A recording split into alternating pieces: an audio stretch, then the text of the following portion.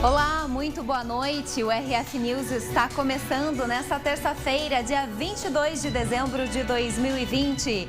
E vamos aos destaques do dia.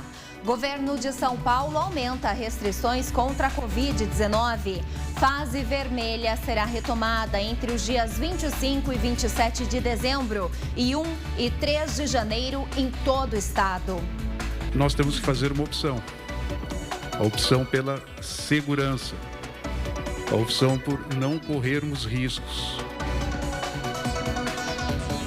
E as chuvas de verão chegaram com tudo no interior de São Paulo. Vários telespectadores enviaram vídeos pra gente mostrando os estragos. Em Sumaré, o temporal foi forte. Nossa equipe esteve na cidade hoje para acompanhar o rescaldo. Aqui no Jardim Denadá, em Sumaré, em meio ao cenário de destruição com a força da água durante a chuva que caiu na tarde de ontem, a solidariedade é o que chama a atenção para essa família. E tem jornalismo cidadão também, trazendo a reclamação de buracos na Vila Pompeia, em Campinas. A calamidade que está as ruas aqui do bairro. Não é uma rua, nem duas, nem três. É o bairro inteiro. Tem ruas que estão muito esburacadas. Parques e bosques de Campinas terão horário alterado nos feriados de fim de ano. Em Parapuã, no interior de São Paulo, mais uma tragédia. Ônibus de turismo e caminhão se envolvem em acidente e 7 pessoas morrem. E a gente fala também sobre a tradicional ceia natalina, que nesse ano tá diferente, viu? Com apenas um toque na tela do celular, tem muita gente se livrando do fogão. Estas e outras notícias agora no RF News.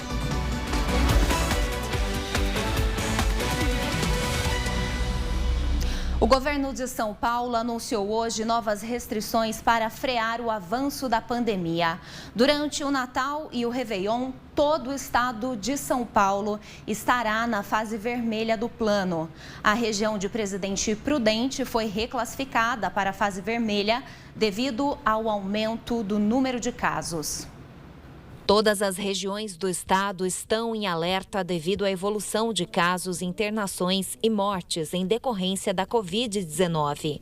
Com caráter imediato e temporário, haverá retorno à fase vermelha do Plano São Paulo entre os dias 25 e 27 de dezembro e 1 e 3 de janeiro em todo o estado. Nenhum de nós aqui gosta de tomar esse tipo de medida. A gente sabe o sacrifício que todos estão fazendo. A gente sabe o sacrifício que setores da economia têm enfrentado nesse período. Mas nós temos que fazer uma opção. A opção pela segurança. A opção por não corrermos riscos. Mesmo com esses dados que foram mostrados pela secretária Patrícia, nós não podemos correr o risco de, dentro de 2 semanas, 3 semanas, 4 semanas, estarmos com esses indicadores que a Europa apresenta no momento. Então, o governo de São Paulo faz com muito pesar, toma essas medidas, com muito pesar, mas continua com uma orientação única. O governo de São Paulo continua com uma coerência, a coerência de seguir as recomendações que são dadas pelo Centro de Contingência.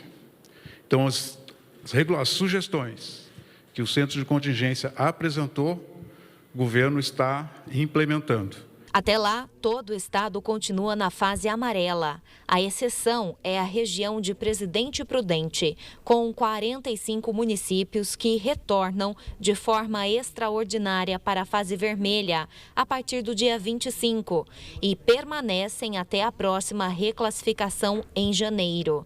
Segundo o governo, há outras regiões que requerem uma atenção especial. A região de Registro teve um aumento importante, a região de Sorocaba e na região metropolitana, em especial a região do ABC.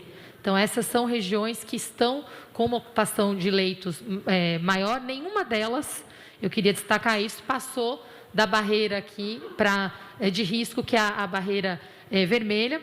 Agora, a gente tem sempre alguns municípios específicos que têm mais dificuldades e é essa atuação que está sendo feita bem granular pela saúde. No Plano São Paulo, nós monitoramos todas as regiões e como nos comprometemos, hoje foi uma coletiva que não era prevista, o presidente Prudente entrou na fase vermelha e nós agimos imediatamente e assim será feito com todas as regiões. Bom, a taxa de ocupação de UTIs para a Covid-19 na região de Presidente Prudente está em 83,1%. Já a reclassificação do faseamento foi remarcada do dia 4 para o dia 7 de janeiro. Como novos prefeitos assumem os cargos no dia 1º do ano de 2021, o governo do estado fará então reuniões a partir do dia 4 para a apresentação do Plano São Paulo. E o repórter Vinícius Boeri explica para a gente agora os detalhes sobre essa fase vermelha em dias específicos nesse fim de ano em todo o estado de São Paulo. Vinícius, boa noite. Boa noite, Mariana. Boa noite a todos. Olha, vale destacar que o estado de São Paulo inteiro voltará para a fase vermelha por pelo menos 6 dias. É isso mesmo. As regras mais rígidas começam a valer já a partir deste fim de semana, do dia 25 de dezembro, dia do Natal, até 27. Mesma situação se repete no próximo fim de semana, de 1 a 3 de janeiro. Durante esse período de 6 dias, só podem abrir os comércios que são considerados essenciais, como clínicas veterinárias, supermercados e farmácias. Agora, quais são aqueles que devem permanecer completamente fechados? Aqueles que costumam receber clientes no interior de seus estabelecimentos, ou seja, um impacto direto, e um dos setores mais prejudicados é o da alimentação fora do lar, já que bares e lanchonetes não poderão receber os clientes para que eles façam as refeições dentro dos locais. Pode sim abrir, mas desde que seja para delivery ou drive-thru, que é quando o cliente faz a encomenda pelo celular e passa para retirar sem sair do carro. Lojas de shoppings e também do comércio popular de rua devem permanecer completamente fechadas aí por 6 dias, assim como academias, salões de belezas e barbearias. A regra que vai ser publicada aí pelo decreto estadual também proíbe eventos e atividades culturais. A explicação dada pelo governo nesta terça-feira é que o estado tem registrado aumento de casos de mortes e a taxa de ocupação dos leitos de UTI, que aí a gente tem que entender como a capacidade de receber pacientes infectados pelo novo vírus, também virou mais um motivo de preocupação, volta aí a ser mais um motivo de preocupação no estado de São Paulo. Mariana. Vinícius, e eu estava dando uma olhada aí, você está numa praça central de Limeira. Eu queria que você contasse para a gente o movimento, então, na noite dessa terça-feira. Como é que está o movimento do comércio nesses dias que antecedem, então, o Natal? Bom, pelo que nós pudemos observar desde as 4 horas até agora, movimentação, famílias inteiras, muitas crianças, porque eu falo ao vivo da Praça Toledo Barros, um local que tem playground, então muitas crianças brincando também, e a gente percebe, né, que a decisão estadual já repercutiu sim no comércio. Os lojistas, eles acreditam, querem aproveitar para faturar até quinta-feira, que é véspera de Natal, então apostam na venda de última hora aí dos presentes para aquelas famílias ou amigos que vão fazer a troca de presentes. Mas, Mariana, o que mais me assustou é que eu também vi pessoas sem a máscara, o principal acessório. Eu falei durante todo esse período de pandemia, a nossa principal arma de combate ao coronavírus. A gente percebe pessoas ignorando totalmente o uso ou utilizando de forma errada, né? Sem esconder completamente o nariz e a boca. Então a gente também aproveita para fazer esse alerta, né? Quem for sair às compras, primeiro que não precisa ir a família toda, né? Pode ir apenas um integrante e se protegendo para evitar aí a contaminação, porque os números são claros, né? Começam a aumentar, aí a economia sofre também como um todo, e sem contar que a gente tem que preservar primeiramente a saúde. certeza, Vinícius. Obrigada, viu, pela sua participação, também por essa atualização, então, ao vivo do Centro de Limeira. Uma boa noite para você e para a sua equipe. E a gente segue por aqui ainda falando sobre coronavírus, conferindo na tela os casos atualizados de algumas cidades da nossa região, como fazemos diariamente, começando por Campinas, que tem 48.403 confirmações, 1.433 óbitos e 46.609 casos recuperados. Hortolândia tem 5.575 casos confirmados, 174 óbitos e 5.494 casos recuperados. E a cidade de Indaiatuba, com 11.055 casos confirmados, 286 mortes e 11.734 recuperações da doença pela Covid-19. Em Piracicaba, um idoso de 74 anos ficou ferido após parte de um muro desabar. O acidente ocorreu em um imóvel do bairro Santa Rosa. De acordo com informações apuradas, o idoso de 74 anos estava trabalhando quando um pedaço do muro desabou sobre o pé dele. Socorristas da unidade de resgate compareceram ao local e prestaram todo o suporte ao idoso. Ele sofreu um ferimento no pé esquerdo com suspeita de fratura e foi encaminhado à unidade de pronto atendimento. E também em Piracicaba, um homem caiu do telhado e foi socorrido às pressas. O caso ocorreu no bairro Morumbi.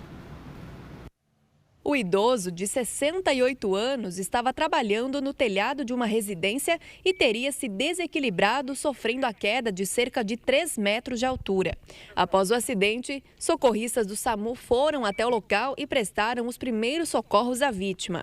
O idoso sofreu traumatismo crânioencefálico moderado, um trauma de tórax e também um trauma de quadril. Ele foi encaminhado ao Hospital dos Fornecedores de Cana. Até o fechamento da reportagem, o hospital não havia informado o estado de saúde dele. Bom, e a atualização desse caso é que o idoso passou por procedimentos e avaliações médicas e está em estado de saúde estável até o momento. E um corpo foi encontrado hoje à tarde no Rio Piracicaba. Trata-se de Washington Ocanha, de 29 anos, que estava desaparecido desde o último domingo, dia 13. Segundo informações do boletim de ocorrência, o rapaz saiu para pescar com um amigo e, já pronto para ir embora, se acidentou caindo em um barranco, bem na divisa do Rio Piracicaba com o Rio Corumbataí. Na ocasião, o Corpo de Bombeiros chegou a fazer buscas, mas não teve êxito. A família reconheceu o corpo da vítima. E chuva forte no interior de São Paulo na noite de ontem. Foram tantos os transtornos que moradores filmaram tudo pelo celular. E muitos telespectadores da Rede Família enviaram as imagens para a gente. Nova Odessa foi uma das cidades mais castigadas pela chuva desta segunda-feira. O vídeo, feito por um passageiro de ônibus, revela a força d'água.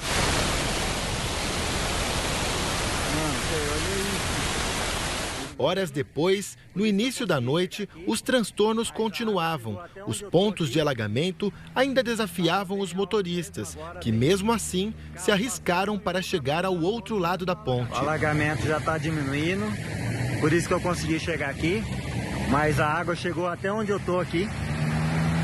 Estava bem alto mesmo, agora tem carro passando e um ultrapassando o outro dentro do alagamento. É muito corajoso.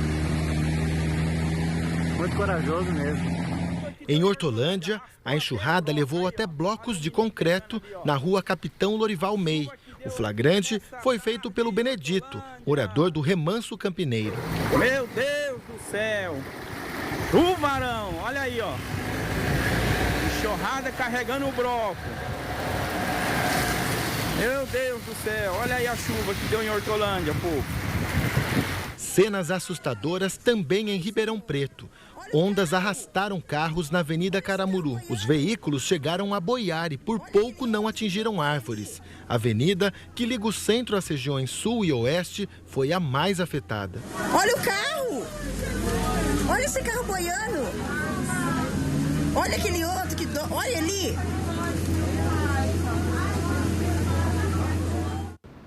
Imagens impressionantes e assustadoras, né? Ainda hoje a gente segue aqui com o RF News trazendo a atualização do rescaldo da chuva em outras cidades, como por exemplo Sumaré.